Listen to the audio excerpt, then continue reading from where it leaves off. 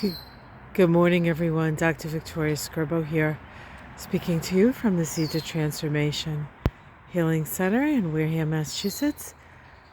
Today is Sunday, July 4th, and or Monday, July 5th, if you're in Australia, New Zealand.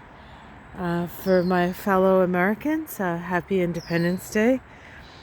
Today is the 247th maybe birthday of the U.S. Started in 1776, July 4th, with the Declaration of Independence, written by an Aries, Thomas Jefferson, one of my favorite presidents, who actually died on July 4th. In I want to say 34, but I might be wrong about that. So we have the moon in Taurus today, and we have the moon make a square to Venus, and the moon make a square to Saturn. Venus and Saturn next week, or this coming week, I should say, will be making their opposition to one another. So the moon actually acts like a third leg of that table. And of course, at the end of the day, it's going to make a conjunction to Uranus, because Uranus is in that T-square with Mars opposite Saturn, square Uranus, Venus opposite Saturn, square Uranus. So the moon is hitting all those points today, kind of making the collective personal. We do have a lovely sextile between the sun and the moon. It is a sextile that's on the Aquarius side. We are in the waning aspects of the moon. We'll be having a new moon come the 9th of July, new moon in Cancer. So the moon in Taurus makes a sextile to the sun in Cancer, giving us that 300-degree sextile, which allows us to communicate, open the lines of communication, and share our knowledge, share what we know in service of humanitarian endeavor. We also today have the sun making a square to Chiron, and it is a first quarter crisis in action square. And so the sun always illuminates things. And so I think what we're going to see is we're going to see an illumination of the need to take action on wounds associated with and shadow work associated with Aries. Aries shadow work can be about selfishness. It can be about narcissism. It can be about militaristic actions, bullying, or a lack of enough chutzpah to stand up for yourself. That could be a wound with that Aries. And also identification. How do you identify yourself? Who are you? And that could, be in many layers of that. It could be, what sexual preference do you have? What do you resonate with? Do you feel like you're a man? Do you feel like you're a woman? Oh my God, a squirrel just stole an apple from the apple tree. This is a little uneaten apple. It's just running away with an apple in his mouth. That's so cute. Oh God. Anyway, an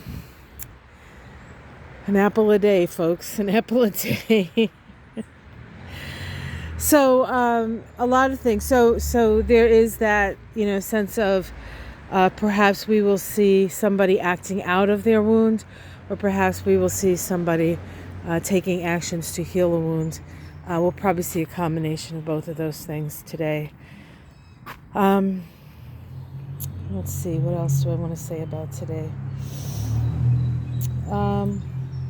So we're still in a very stressful and tension-filled time. And so, as I've said almost, or at least what it feels like I've said almost at least once a week, and probably multiple times a week, is to be aware and take care.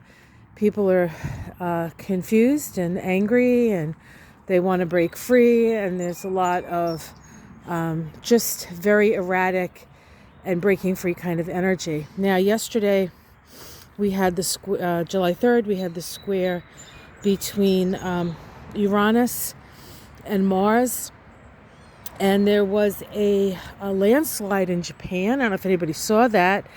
I guess there was was it a dam that broke? But they had gotten rain, a month's worth of rain in like 48 hours.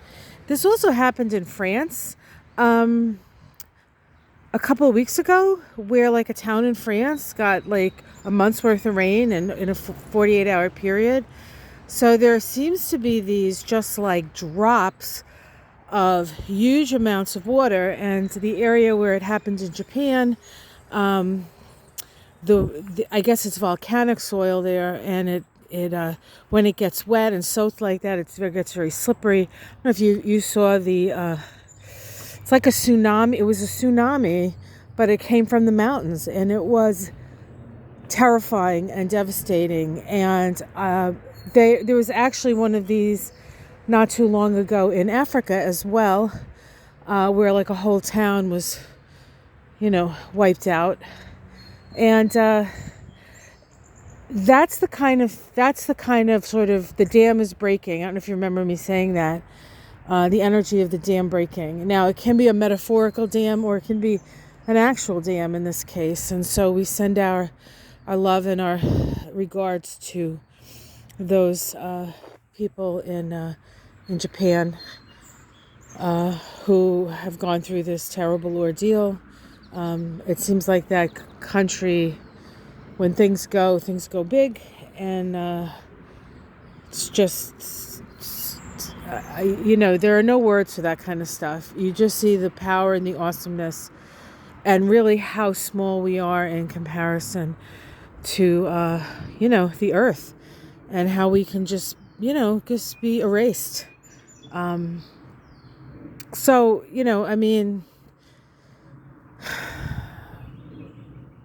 Certainly the earth is speaking to us, and we have to start listening, and we have to start taking into consideration what she's saying to us. So that's sort of what I wanted to point out as something that, an astrological thing in the sky, and the effects on the ground. But we knew something was going to break, and unfortunately for the people in that part of Japan, the mountain came down. So, and there are a lot of places, getting all kinds of water. And of course, down in Surfside, they had to stop the excavation of the building because of the Hurricane Elsa. So, nature doesn't stop. Nature has its own timing, and nature has its power, and we have to start, we have to start living in alignment with her, and we can communicate with her, and weather patterns can be affected by our consciousness. So, there's a lot to learn in those areas, and luckily there's more awareness around that, and so hopefully we can be making better choices about where we put things and how we build them, and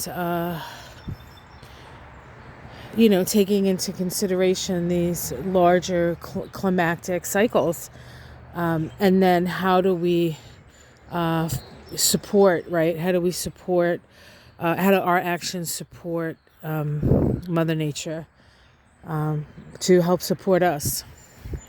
So lots of things to think about, guys. Lots of things to think about. All right, well, I'm going to let you guys go. I'm going to try to get, I was just looking at a few charts of the U.S. and the solar return for the U.S. I did say I wanted to get something out for you on that. And so I will do that, hopefully today. I haven't yet seen Mom today, but I did see her yesterday, and she seemed okay. She seemed okay. Not, she's not happy to be there. She said, maybe you should take me home. And I smiled at her and I said, it's not yet, Mom, not yet. So, what are you going to do? All right, guys. Well, I'm going to let you guys go. I'm going to get down to working on that solar return for the U.S. Lots of stuff to talk about. And much love. Thank you for all the birthday wishes. It was an interesting birthday, I went to see Mom. That was fun. I went to have blueberry pie at my girlfriend's house and hung out with some friends I hadn't seen because of COVID in over a year. So it was really good to see them. It was really good to hug them. You just don't want to let go. You just don't want to let go on that stuff.